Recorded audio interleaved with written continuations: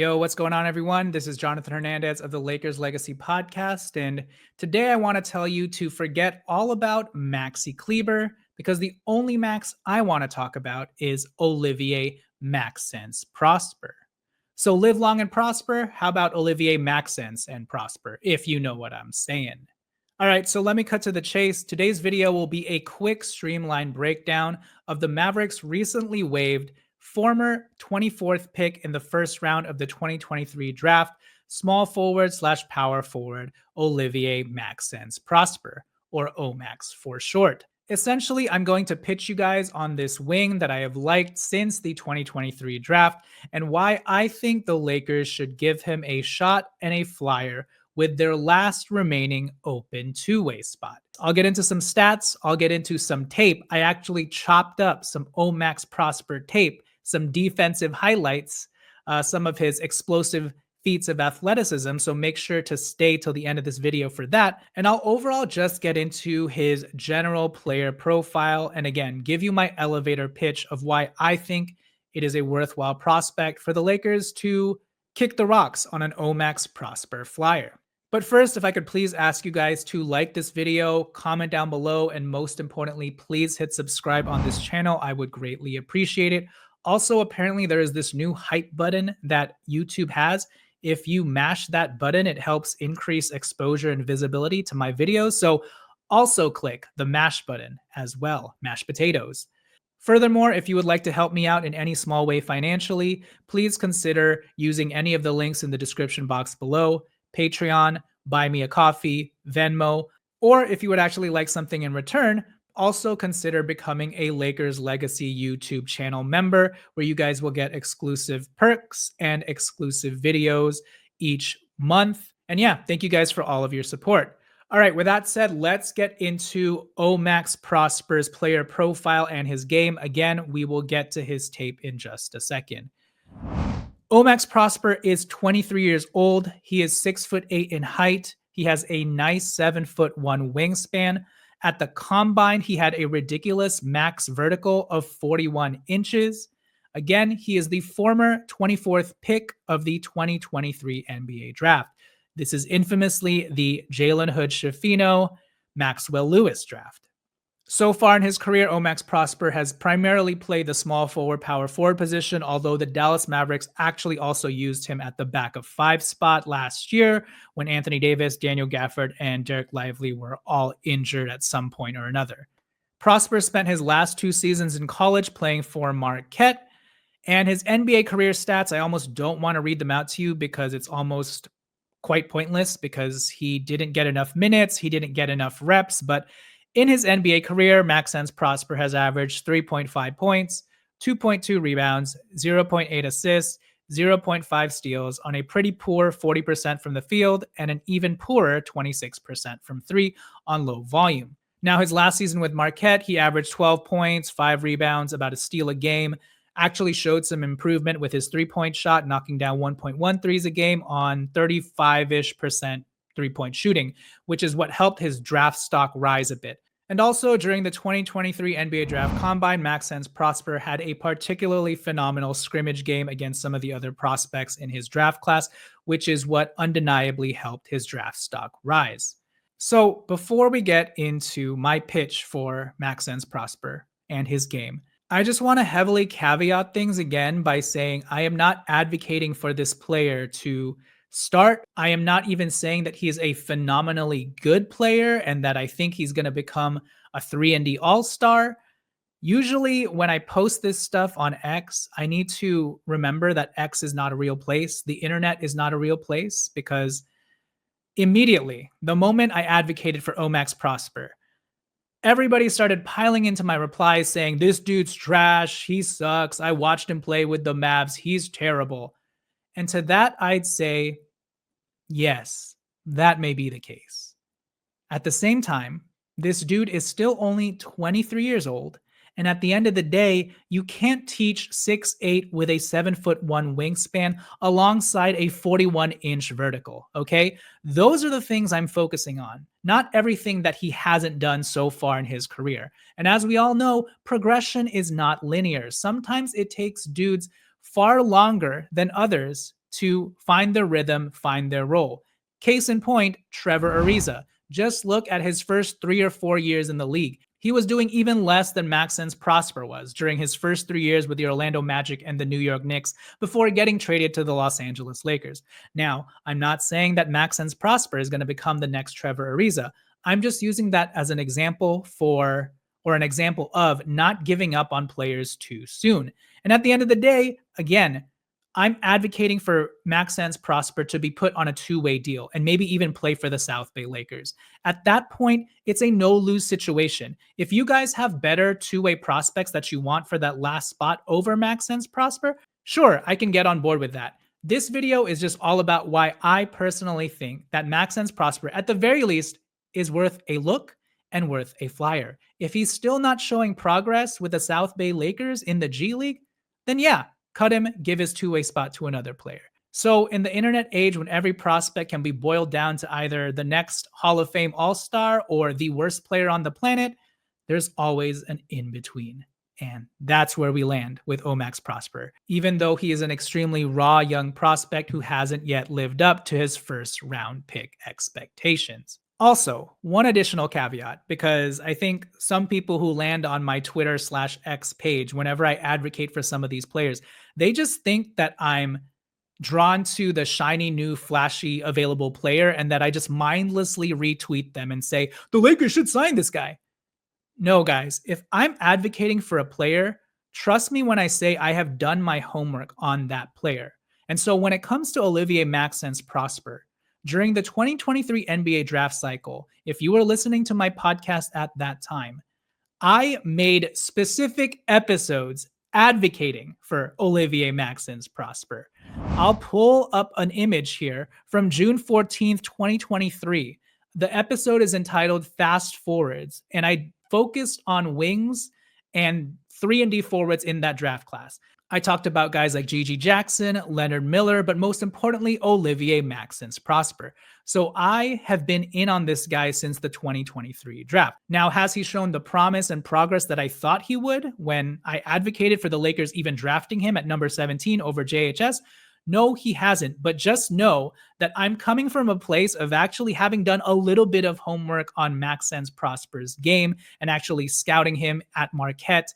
And so this is not just me pulling stuff out of my butt last minute because, oh my gosh, the Dallas Mavericks just waived their former first round pick and the Lakers should just sign anyone and everyone. Okay. So there's a little bit more grounding backing to my advocacy for Omax Prosper. So in a nutshell, what do I like about Omax Prosper and what did I like about him coming out of college? For one thing, I love his build. He's not only 6'8", he not only has a 7'1" wingspan, but he's got nice, broad, sturdy shoulders. He's got that NBA body frame that you would see in a seasoned veteran already.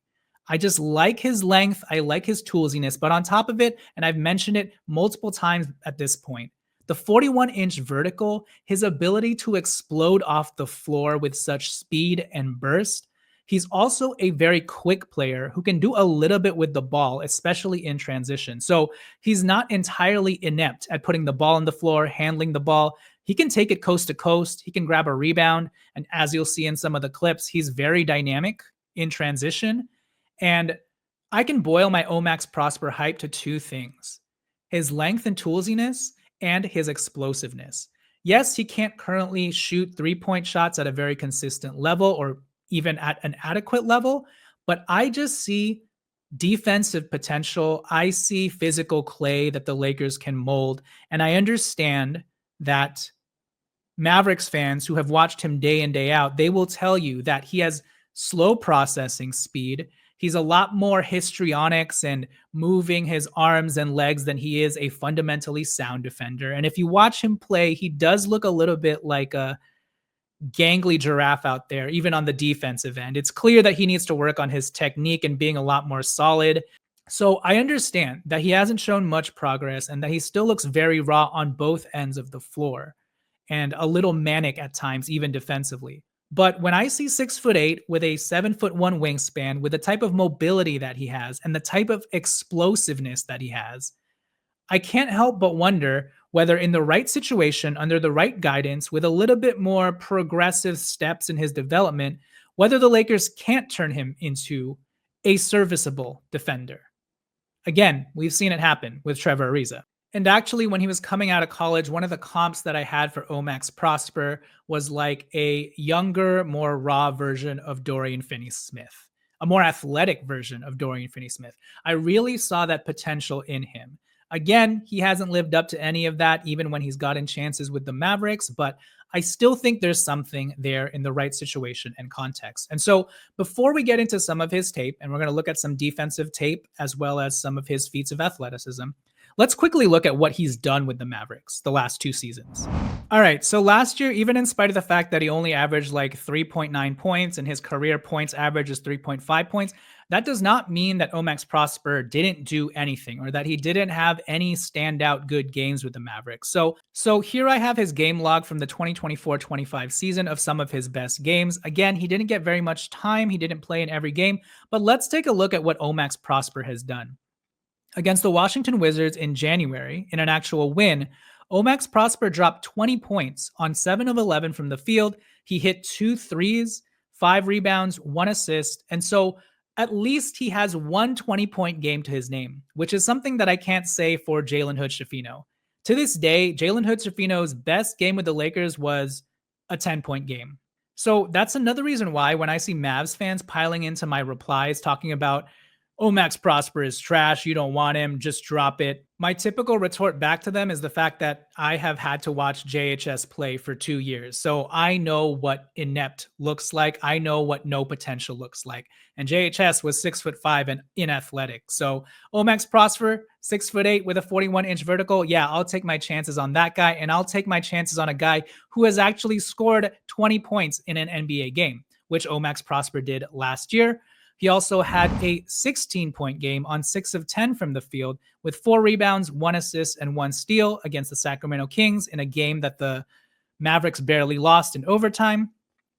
He had a 14-point game against the Oklahoma City Thunder in a win, 4 for 6 from the field, 1 of 2 from 3, 1 steal as well. And then he had several games where he scored 10 points, 4 of 6 from the field, 1 of 3 from 3, a nice 10.6 rebound, 4 assists, 2 steal game against the Cleveland Cavaliers. So Omax Prosper, in spite of his very diminished, unassuming career stats, at least has some games that we can point to that show off his potential.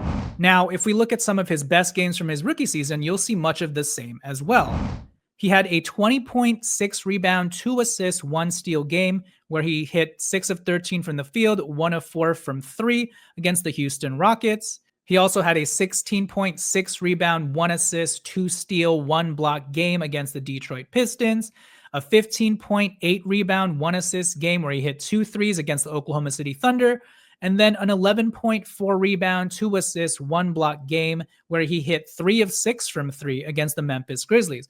So it's clear this guy isn't totally offensively inept. He can do something at times when given the opportunity, given some minutes, given some reps. So am I saying that Omax Prosper is an offensively polished NBA player and that he will one day be a double-digit scorer who can actually 3 and D? No, far from it. I'm just saying he has more potential than JHS, whose best game with the Lakers was 10 points. All right, with that said, and not to belabor the point, let's get into some Omax Prosper tape that I actually chopped up. I can't believe I spent time editing Omax Prosper tape for a potential two-way signing, but here we are. All right, first let's look at some isolated defensive clips of Omax Prosper's that I've compiled because, again, I know that he hasn't had the highest basketball IQ when it comes to defending. He seems a little lost at all times. He's a little bit Jackson Hayes wild and undisciplined in that respect, but that does not mean that he doesn't have defensive potential. How can you not when you're 6'8" with a 7'1" wingspan and that athletic? So first, let's watch some of these clips of Omax Prosper on defense that highlights his defensive potential. This first clip is against the Sacramento Kings. You'll see him at the top of the key guarding Zach LaVine. There he is. Cuts off Zach LaVine's drive. He passes it off to Jake LaRavia. Watch Omax Prosper shadow him. Nice contest. Tough shot for Jake LaRavia. Here he is against Jake LaRavia again. Cuts off the drive, forces LaRavia to spin. Misses the shot. Good contest. Here he is at the baseline. Nice help. gets a piece of the ball, and then watch him run in transition. Nice reverse layup, defense to offense play right there. Here he is grabbing the board. Now watch what he does here. He takes the ball all the way himself against Amen Thompson, slides in for the nice layup. Here he is at the top of the key guarding Jabari Smith, keeps his hands wide and spread, gets the steal, and then takes it all the way himself for the nice lefty lay-in. Now here he is against Anthony Edwards. Watch him again, shadow him, track him, move his hips, force him to give up the ball. Let's watch that play again. Here he is shadowing Anthony Edwards, gets a little bit of help from Daniel Gafford. Now he looks very awkward and bumbling here. Again, gangly giraffe, but you have to love Omax Prosper's motor. And the fact that he sticks with Anthony Edwards and his length is enough to bother Ant all the way to the rim. And that's what I keep wanting to go back to with Omax Prosper. Look at his pterodactyl arms, the way that he moves his hips. Again, you could work on refining his technique, but you can't teach 7'1" wingspan. Here he is getting the strip on Chris Murray and then taking the ball all the way up the court. So let me just rewind all of that one more time since that went pretty quickly. Once again, here he is on Zach LaVine, cuts his driving lane off, hands it off to Jake LaRavia. Omax Prosper locked in and engaged, cuts his driving lane off. LaRavia tries to switch to the left hand, and Omax Prosper contests. Here he is again, stopping Jake LaRavia's driving path. Nice contest. Mavs get the board, Max Christie. Here he is as a help defender. There's the cutter. Here he is to contest the shot and get a piece of the ball. Runs back the length of the court for the nice finish, reverse layup. Here he is currently tracking Jabari Smith, gets the board. And again, this is less of a defensive play, but more, I wanted to showcase how he can put the ball on the floor and grab and go. Here he is guarding Jabari Smith, keeps his hands wide. Jabari Smith fumbles the ball. He gets it and takes it immediately down the other way. Nice lefty finish. Here he is tracking and shadowing Anthony Edwards. Stays with him every step along the way. Daniel Gafford is a huge component of having him miss, but you can bet that that forearm by Maxence Prosper, Anthony Edwards knows he's there, and he knows Maxence Prosper is a tall, lanky dude. So he probably hears his footsteps and hears Daniel Gafford to do most of the work. But the fact that Maxence Prosper is attached to Anthony Edwards every step along the way there is impressive. And here he is against Cam Whitmore. He's trying to dance a little bit, but Maxence Prosper has his long pterodactyl wings out and gets the steal. Here he is stripping Chris Murray on the drive, and then he takes it all the way into the paint for the nice reverse layup with the left hand. All right, lastly, let's take a look at Omax Prosper's 41-inch vertical and just highlight his explosive athleticism and the ways that I think he can be so dynamic for the Lakers as a transition player, as a lob threat, and as a putback guy. Here he is, corner crashing, nice one-handed putback. Here he is with the ball in his hands against Alex Sarr, actually puts the ball on the floor, nice two-handed jam. Here he is stripping the ball from Jalen Tyson, and boom, look at that double clutch two-handed dunk. I mean, that is just insane explosiveness. Here he is in transition. Oh my God. Look at that one-handed crusher on Jalen Williams. You don't want to take a flyer on that guy? I don't care how raw he is. If he can do that, nice roll, nice bounce pass, pocket bounce pass by Kyrie Irving for the one-handed tomahawk sledgehammer. Here he is doing a great job running in transition again for the nice two-handed jam. Hangs on the rim for good effect. Look at that. He dunks all over Malik Monk. Again, I'm not saying that this kid is the greatest show on earth. I'm not saying he should even be a rotation player.